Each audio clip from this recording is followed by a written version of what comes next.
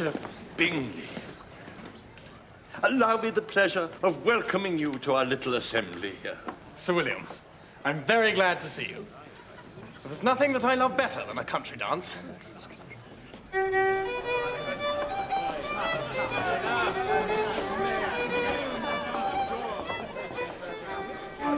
Only two ladies then, after all. Do you know who they are, Charlotte? Mr. Bingley's sisters, I understand. One of them is married to the gentleman there, a Mr. Hurst. The taller gentleman? No, the other. Better and better. Very elegant. Better pleased with themselves than what they see, I think. Lizzie! Jane! Come here.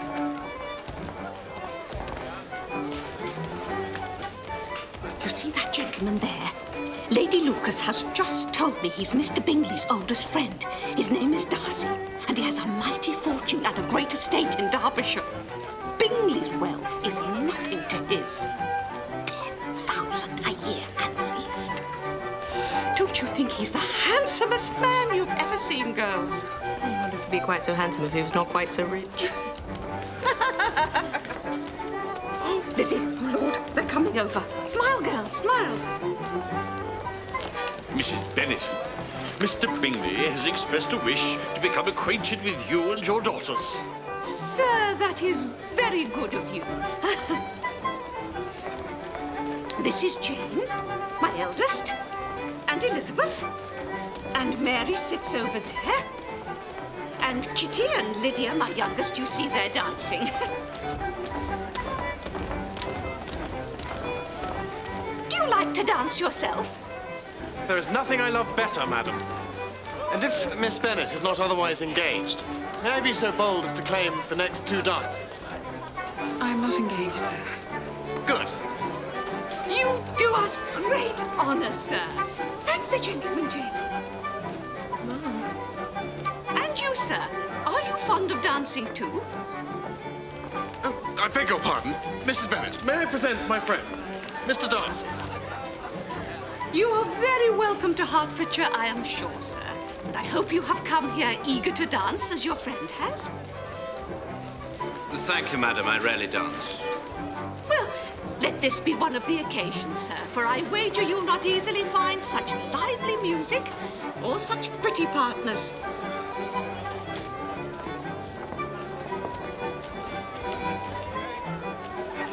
Pray, excuse me, ma'am.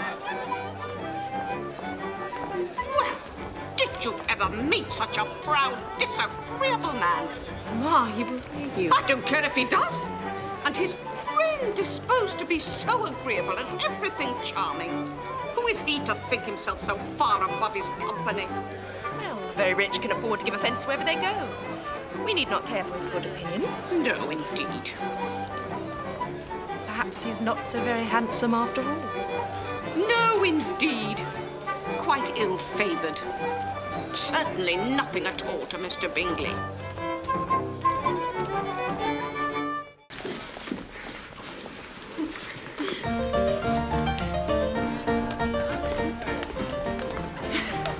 I see that Mr. Bingley continues his attentions to Jane, Lizzie.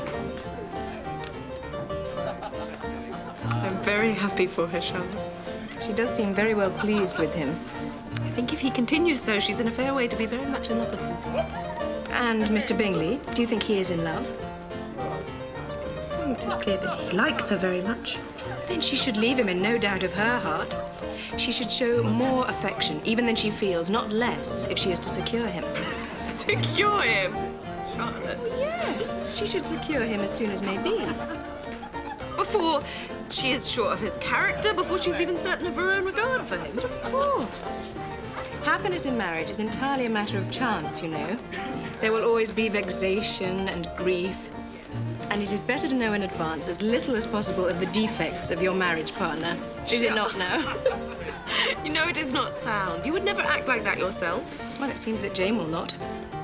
So we must hope that Mr. Bingley will. I think he gets little encouragement from his sisters. Or his friend.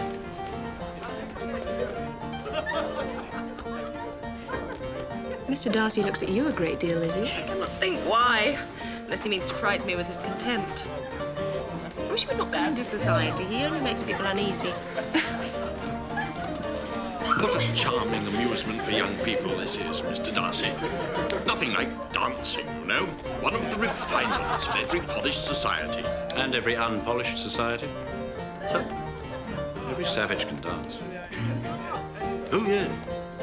It's quite... I think I should speak to my sister before she exposes us all to ridicule. Capital, capital. Oh, Miss Eliza. Why are you not dancing? Mr. Darcy, allow me to present this young lady to you as a very desirable partner. You cannot refuse to dance, I'm sure, when so much beauty is before you. Indeed, sir, I've not the least intention of dancing. Please don't suppose that I moved this way in order to beg for a partner. I would be very happy if you would do me the honor of dancing with me, Miss Bennet. Thank you.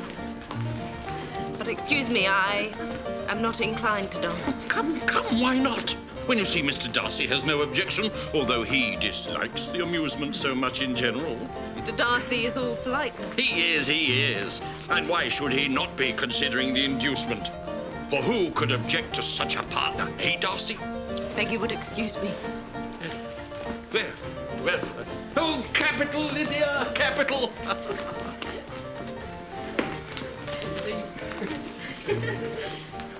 I believe I can guess your thoughts at this moment. I should imagine not.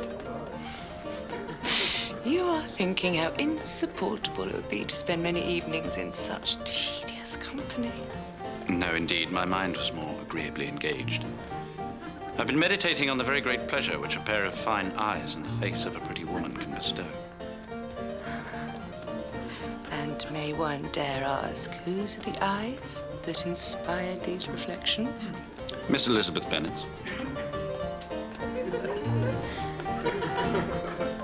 Miss Elizabeth Bennet. I am all astonishment.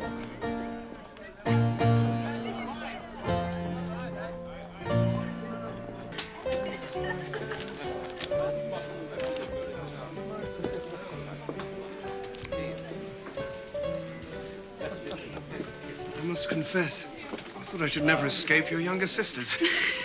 They can be very determined. Lydia, especially. But they're pleasant girls. Indeed, I find that society in Hertfordshire quite exceeds my expectations. I don't see Mr. Bingley and his friends here this evening. I think some of Mr. Bingley's friends would consider it beneath their dignity. Really? Have you known Mr. Darcy long? About a month. I've known him all my life. We played together as children. But Yes, you're surprised. Perhaps you might have noticed the cold manner of our greeting. I confess I did. Are you much acquainted with Mr. Darcy? As much as I ever wished to be. I've spent 3 days in the same house with him, and I find him very disagreeable. I fear there are few who would share that opinion, except myself. But he's not at all liked in Hertfordshire. Everybody is disgusted with his pride. Do you know... Does he intend to stay long at Netherfield? I do not know. But I hope his being in the neighborhood will not affect your plans to stay. Thank you. But it is not for me to be driven away by Mr. Darcy. If he wishes to avoid seeing me, he must go. Oh, we are not on friendly terms, but I have no reason to avoid him but one. He has done me great wrong. His father, Miss Bennet, the late Mr. Darcy, was my godfather and one of the best men that ever breathed. My father was his steward. And when he died, old Mr. Darcy cared for me, provided for me, loved me, I believe, as though I were his own son. He intended me for the church. And it was my dearest wish to enter into that profession. But after he died, and the living he had promised me fell vacant, the son refused, point blank, to honor his father's promises. And so, you see, I have to make my own way in the world. This is quite shocking. I had not thought Mr. Darcy as bad as this. To descend to such malicious revenge, he deserves to be publicly disgraced. Someday he will be, but not by me. Till I can forget his father, I can never defy or expose him.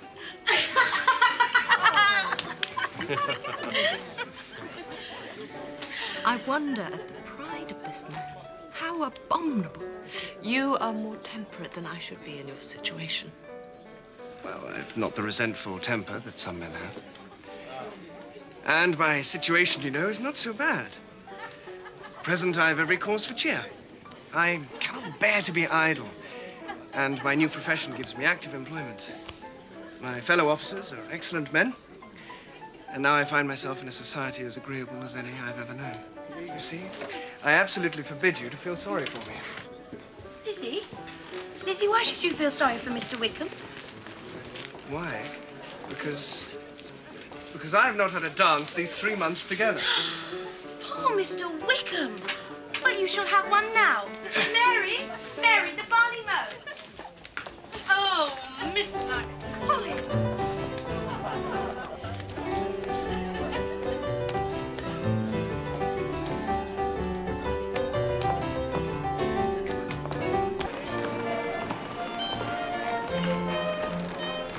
We're each of an unsocial, taciturn disposition. I'm willing to speak unless we expect to say something that will amaze the whole room. This is no very striking resemblance of your own character, I'm sure.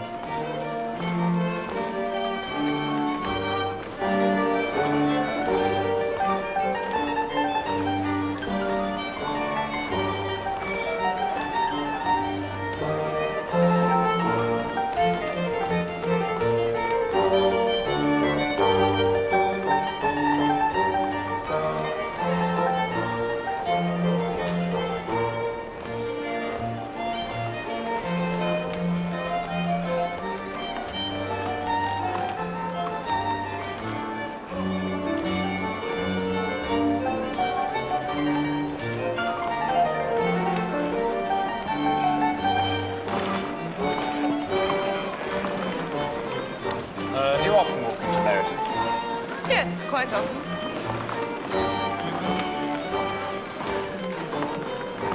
When you met us the other day, we'd just been forming a new acquaintance.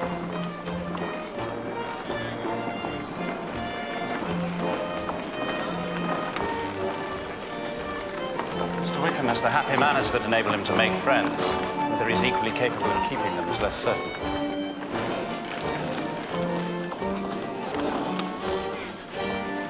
He's been unlucky as to lose your friendship in a way he's likely to suffer from all his life. Allow me to congratulate you, sir. Such superior dancing is rarely to be seen. I'm sure you'll own your fair partner is well worthy of you. I hope to have this pleasure often repeated, especially when a certain desirable event takes place. Eh, Miss Lizzie? What congratulations will then flow in? Sir, I...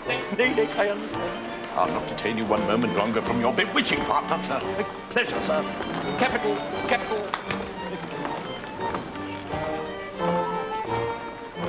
I remember hearing you once say that you hardly ever forgave, that your resentment once created was implacable. You are very careful, are you not, in allowing your resentment to be created? I am.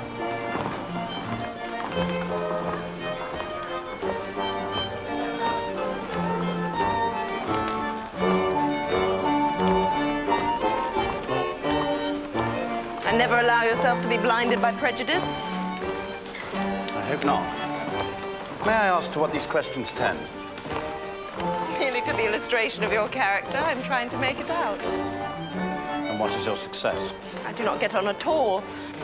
I hear such different accounts of you as to puzzle me exceedingly.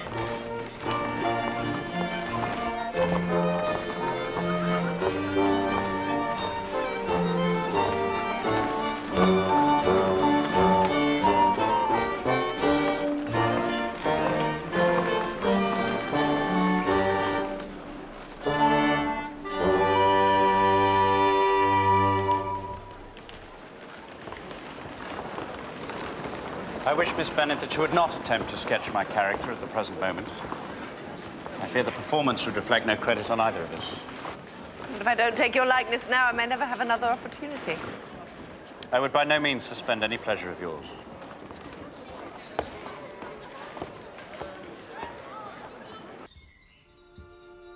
Mr. Wickham is the son of a very respectable man who had the management of our family estates, and my own father was fond of him and held him in high esteem.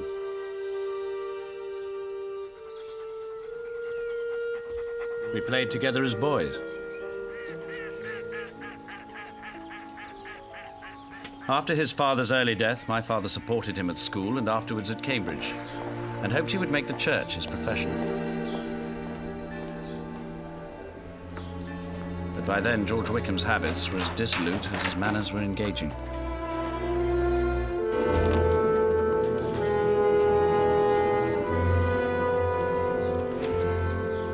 My own excellent father died 5 years ago, and his attachment to Mr. Wickham was to the last so steady that he desired that a valuable family living might be his as soon as it was vacant. Mr. Wickham declined any interest in the church as a career, but requested and was granted the sum of £3,000 instead of the living. He expressed an intention of studying the law. I wished, rather than believed him to be sincere. Thank you. I'm most exceedingly obliged. All connection between us seemed now dissolved. Georgiana.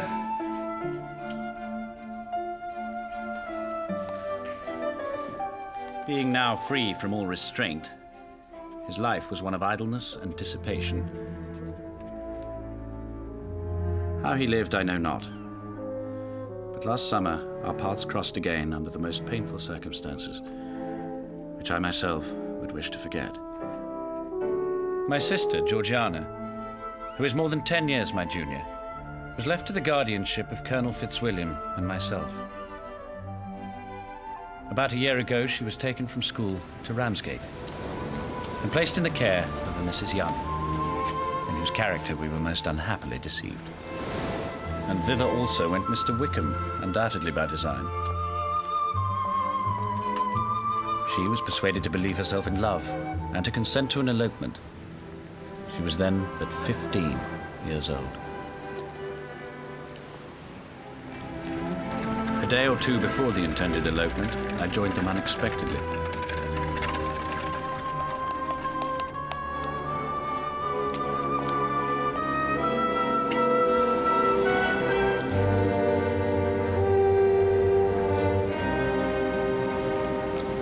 Unable to support the idea of grieving a brother whom she looked up to almost as a father, she acknowledged the whole plan to me at once. You may imagine what I felt and how I acted. Mr. Wickham left the place immediately.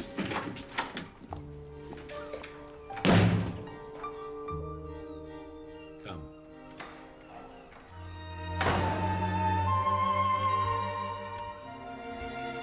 Mr. Wickham relinquished his object, which was, of course, my sister's fortune of £30,000. The secondary motive must have been to revenge himself on me. Had he succeeded, his revenge would have been complete indeed. This, madam, is a faithful narrative of all my dealings with Mr. Wickham.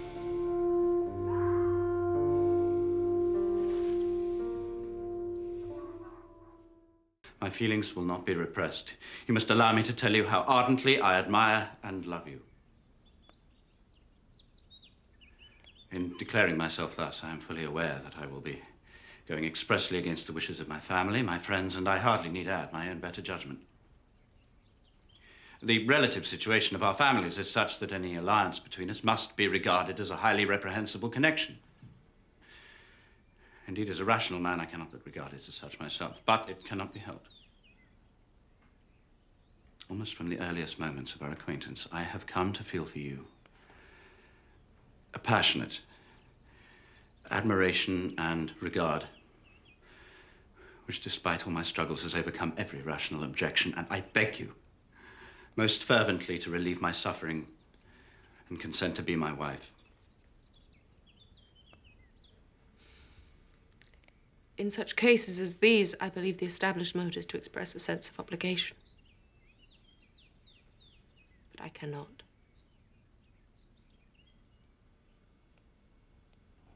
I have never desired your good opinion, and you have certainly bestowed it most unwillingly.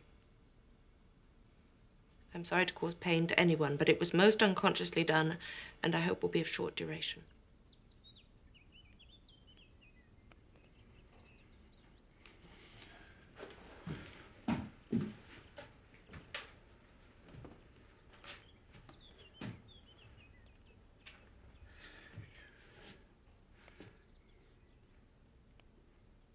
And this is all the reply I'm to expect. I might wonder why, with so little effort at civility, I'm rejected. And I might wonder why, with so evident a desire to offend and insult me, you chose to tell me that you like me against your will, against your reason, and even against your character. Was this not some excuse for incivility if I was uncivil? I have every reason in the world to think ill of you. Do you think any consideration would tempt me to accept the man who's been the means of ruining the happiness of a most beloved sister? Can you deny that you have done it? I have no wish to deny it. I did everything in my power to separate my friend from your sister, and I rejoice in my success. Towards him, I have been kinder than towards myself. But it is not merely that on which my dislike of you is founded. Long before it had taken place, my dislike of you was decided when I heard Mr. Wickham's story of your dealings with him. How can you defend yourself on that subject? You take an eager interest in that gentleman's concerns. Who that knows what his misfortunes can be can help feeling an interest in him? His misfortunes, yes, his misfortunes have been great indeed. And of your infliction. You have reduced him to his present state of poverty, and yet you can treat his misfortunes with contempt and ridicule. And this is your opinion of me. My faults by this calculation are heavy indeed. But perhaps these offences might have been overlooked had not your pride been hurt by the honest confession of the scruples which had long prevented my forming any serious design on you. Had I concealed my struggles and flattered you. But disguise of every sort is my abhorrence. Nor am I ashamed of the feelings I related. They were natural and just. Could you expect me to rejoice in the inferiority of your connections? To congratulate myself on the hope of relations whose condition in life is so decidedly below my own? You're mistaken, Mr. Darcy.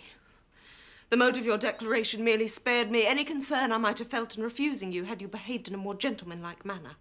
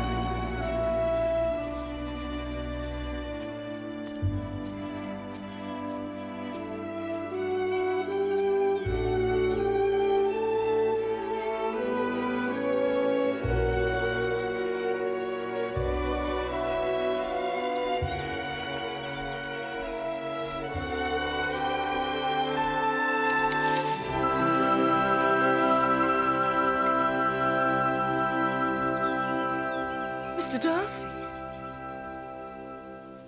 Miss Bennet.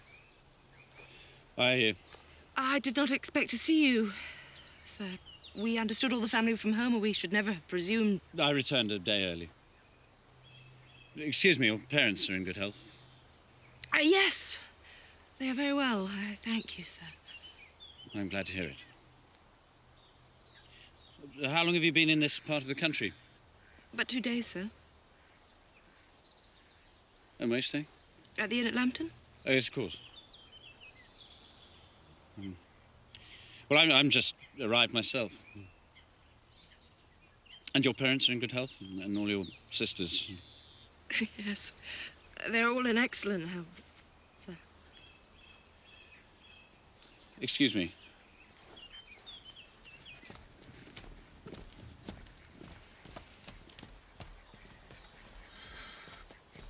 The man himself, I presume. Just as handsome as in his portrait, though perhaps a little less formally attired. We must leave here at once. Of course, if you wish. Oh, I wish we'd never come. What must he think of me? Was he displeased? What did he say? Oh, nothing of consequence. He inquired after my parents and...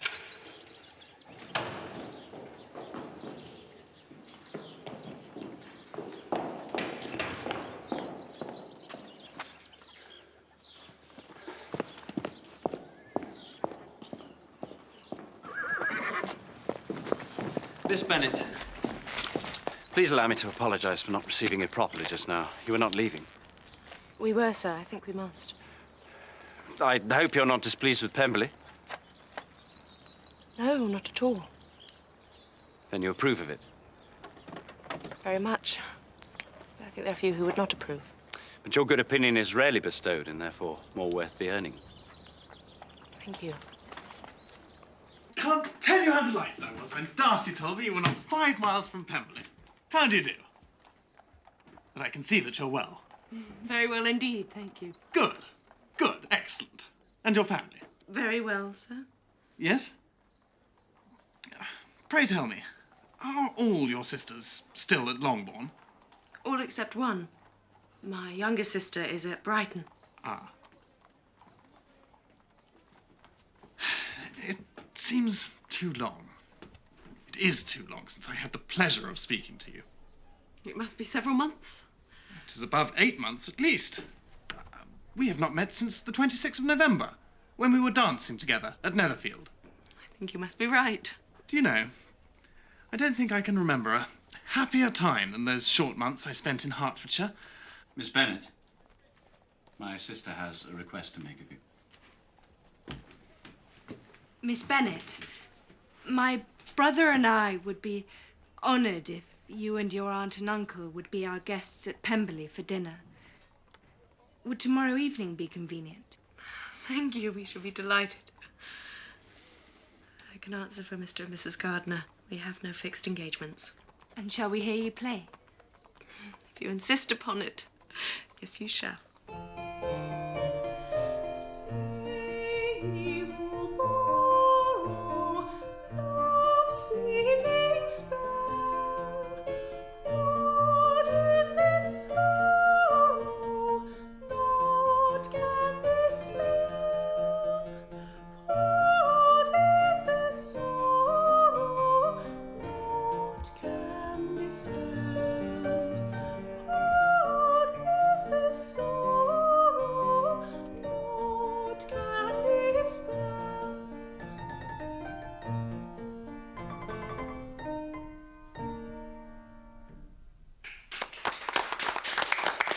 Absolutely marvellous.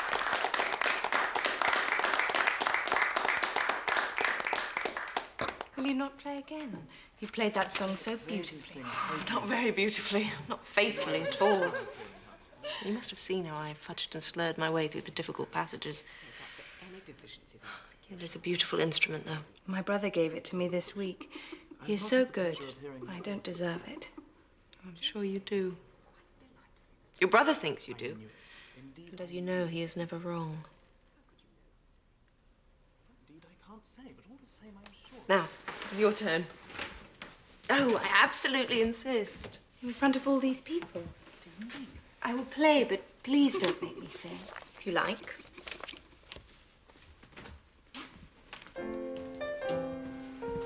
Pray, Miss Eliza, are the militia still quartered at Meryton? No, they are encamped at Brighton for the summer.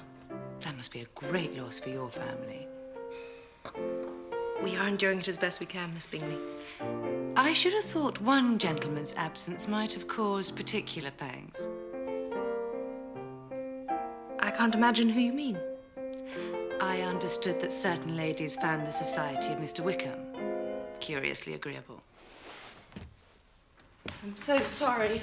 I'm neglecting you. How can you play with no one to turn the pages? There, allow me.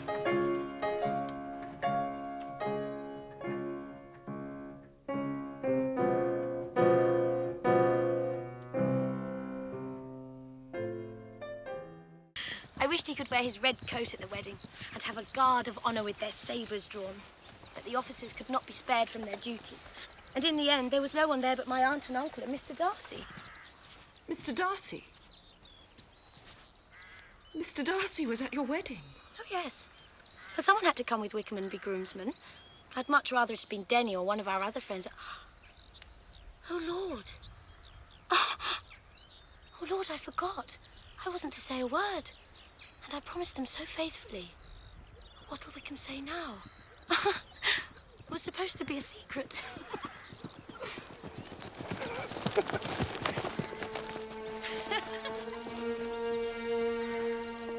My dear aunt, pray write and let me understand how he of all people should have been there, unless you too are bound in the secrecy which Lydia seems to think necessary. My dear niece, I must confess myself surprised by your letter. If you were indeed in ignorance of the part that Mr. Darcy played in bringing about the marriage, let me enlighten you at once. Mr. Darcy paid us an unexpected visit. And so, my dear Lizzie, Mr. Darcy would brook no opposition. He insisted on doing everything himself and bearing the entirety of the expense. Nothing was to be done that he did not do himself. And your uncle, instead of being allowed to be of use to his niece, was forced to put up with having the credit of it. I must be allowed to insist on this. The fault is mine, and so must the remedy be. It was through my mistaken pride, my reserve, that Mr. Wickham's character has not been made known to the world. Had I not thought it beneath me to lay my private actions open to the world, his character would have been exposed, and this elopement could never have taken place. Mr. Darcy, I really believe you take too much upon yourself. I must insist on this, sir. I assure you that in this matter, argument is fruitless. Responsibility is mine. I must have it, sir. I shall not give way.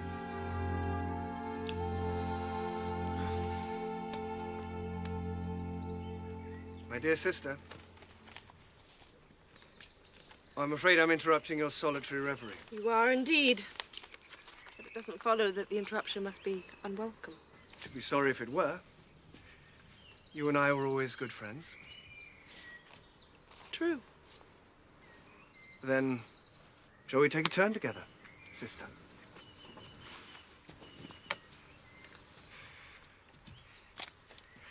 I was surprised to see Darcy in town last month. We passed each other several times.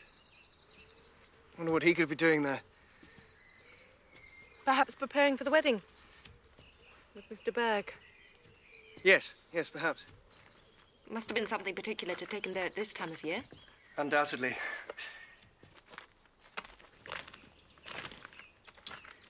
Did you see him while you were at Lambton? I thought I understood from the gardeners that you had. Yes, he introduced us to his sister. Did you like her? Yes, I did like her, very much indeed. Well, I have heard, indeed, that she has uncommonly improved within this last year or two. When I last saw her, she was not very promising. I'm glad you liked her. I hope she will turn out well. I dare say she will. She's got over the most trying age. Did you go by the village of Kimpton?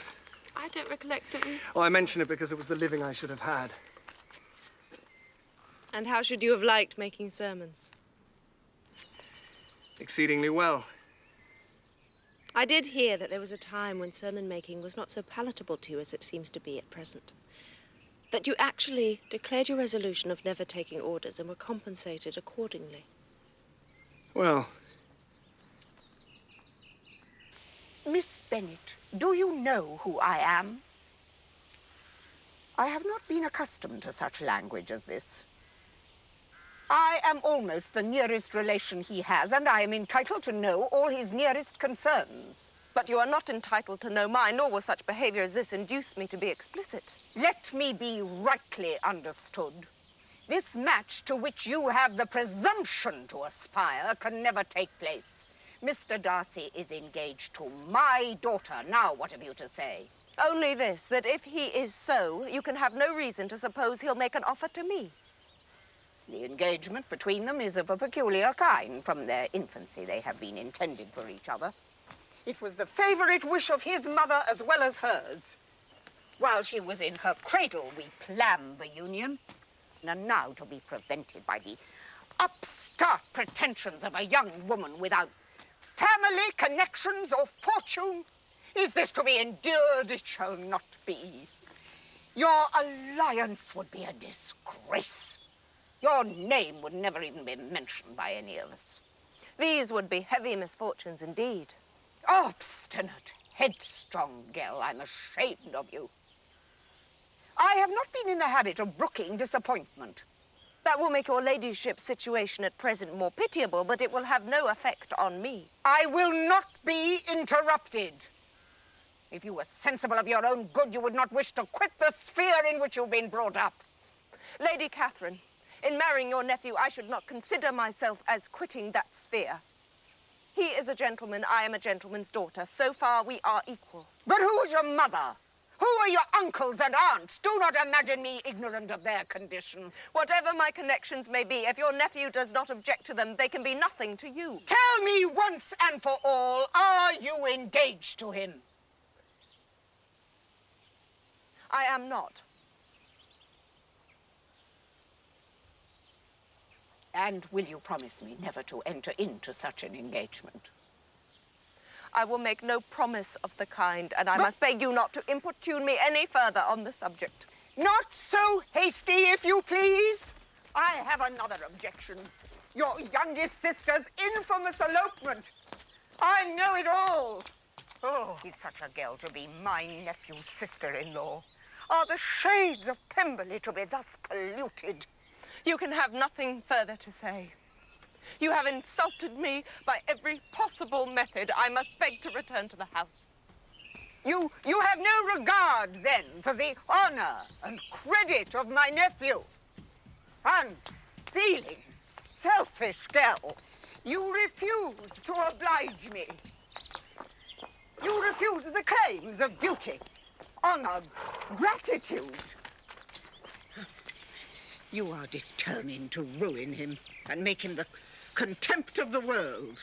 I am only resolved to act in a manner which will constitute my own happiness without reference to you or to any person so wholly unconnected with me. And this is your final resolve? Very well, I shall know how to act.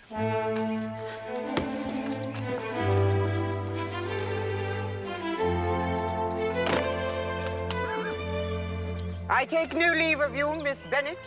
I send no compliments to your mother. You deserve no such attention. I am most seriously displeased. Drive on.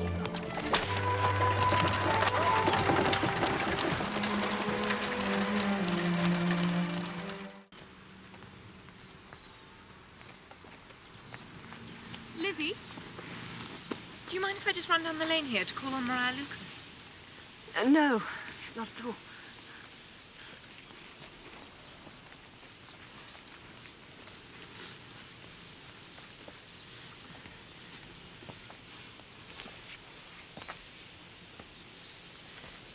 Mr. Darcy, I can go no longer without thanking you for your kindness to my poor sister. Ever since I have known of it, I have been most anxious to tell you how grateful I am for my family and for myself. You must not blame my aunt for telling me. Lydia betrayed it first. And then I couldn't rest till I knew everything. I know what trouble and what mortification it must have cost you. Please let me say this. Please allow me to thank you on behalf of all my family, since they don't know to whom they are indebted.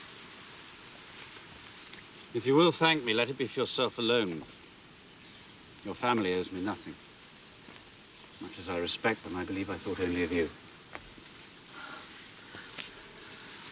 You are too generous to trifle with me. If your feelings are what they were last April, tell me so at once. My affections and wishes are unchanged. But one word from you will silence me on this subject forever. Oh, my feelings. My feelings are... I'm ashamed to remember what I said then. My feelings are so different. In fact, they are quite the opposite.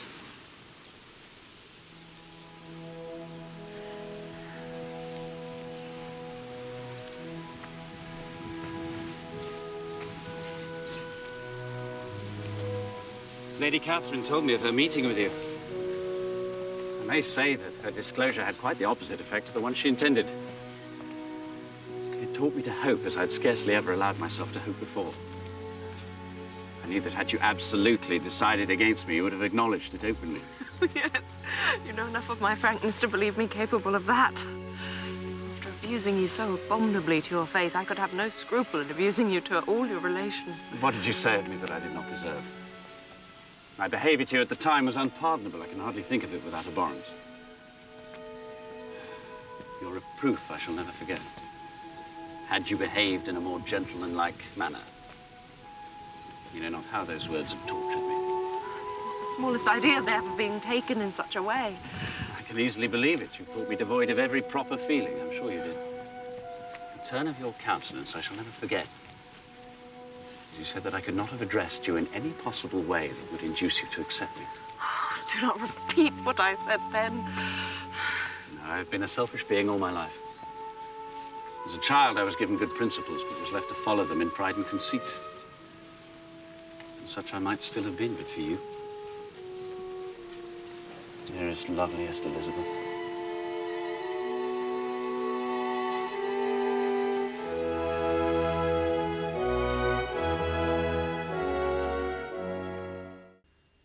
I know your disposition, Lizzie. My child, let me not have the grief of seeing you unable to respect your partner in life. He's rich, to be sure, but will he make you happy? Have you any objections apart from your belief in my indifference? None whatever. We all know him to be a proud, unpleasant sort of man. But this would be nothing if you really liked him. I do. I do like him. I love him. Indeed, he has no improper pride. He's perfectly amiable. If you only knew his generous nature. I didn't always love him, but I love him now so very dearly. He is truly the best man I have ever known. Well, my dear, if this be the case, he deserves you. I could not have parted with you to anyone less worthy, Lizzie.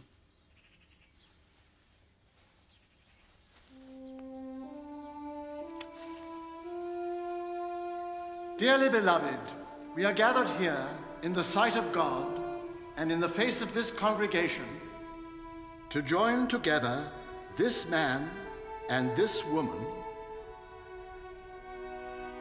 and this man and this woman in holy matrimony, which is an honorable estate instituted by God in the time of man's innocency, signifying unto us the mystical union that is between Christ and his church, and therefore is not by any to be enterprised lightly or wantonly to satisfy man's carnal lusts and appetites, but reverently, discreetly, advisedly, soberly, and in the fear of God, duly considering the causes for which matrimony was ordained.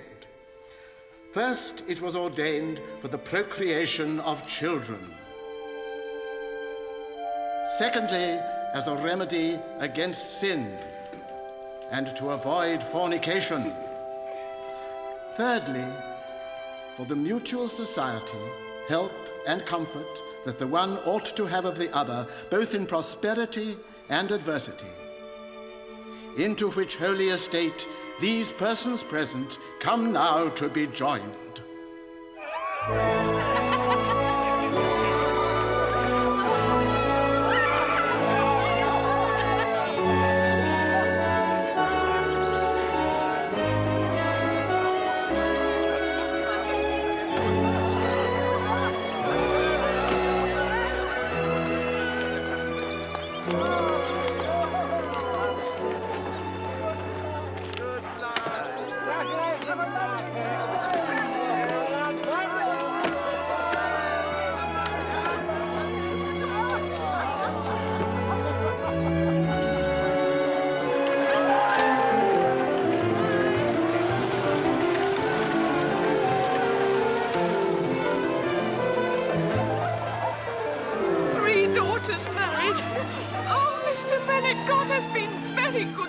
house. Yes, so it would seem.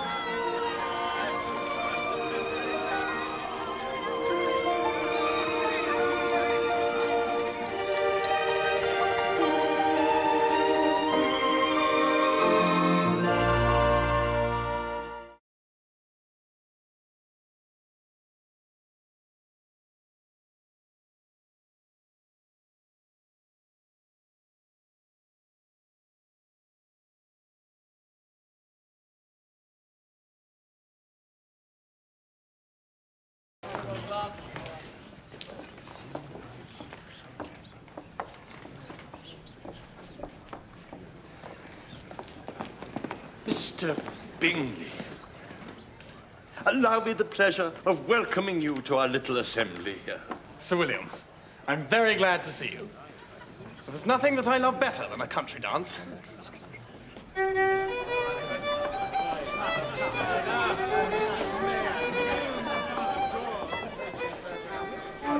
Only two ladies then, after all. Do you know who they are, Charlotte? Mr. Bingley's sisters, I understand. One of them is married to the gentleman there, a Mr. Hurst. The taller gentleman? No, the other. Better and better.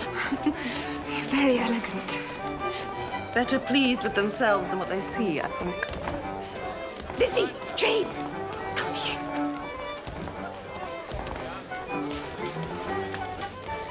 You see that gentleman there? Lady Lucas has just told me he's Mr. Bingley's oldest friend.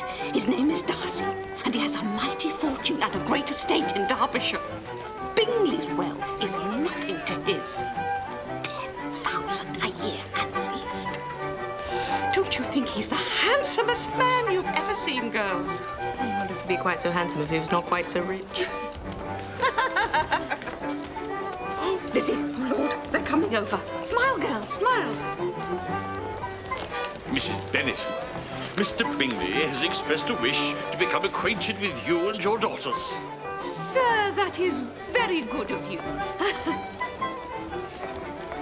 This is Jane, my eldest, and Elizabeth, and Mary sits over there, and Kitty and Lydia, my youngest, you see they're dancing.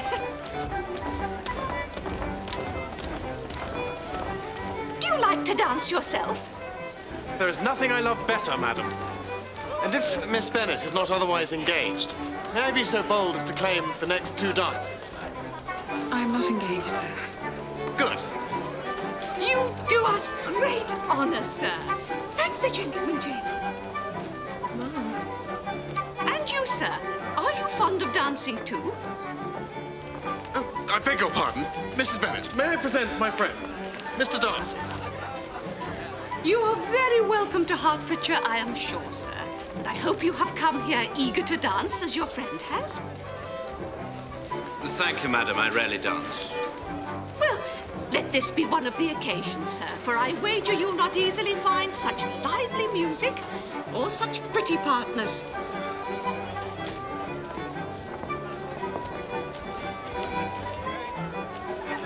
Pray, excuse me, ma'am. Well, did you ever meet such a proud, disagreeable man? Ma, he will hear you. I don't care if he does. And his friend disposed to be so agreeable and everything charming. Who is he to think himself so far above his company? Well, the very rich can afford to give offence wherever they go. We need not care for his good opinion. No, indeed. Perhaps he's not so very handsome after all. No, indeed. Quite ill-favoured. Certainly nothing at all to Mr. Bingley.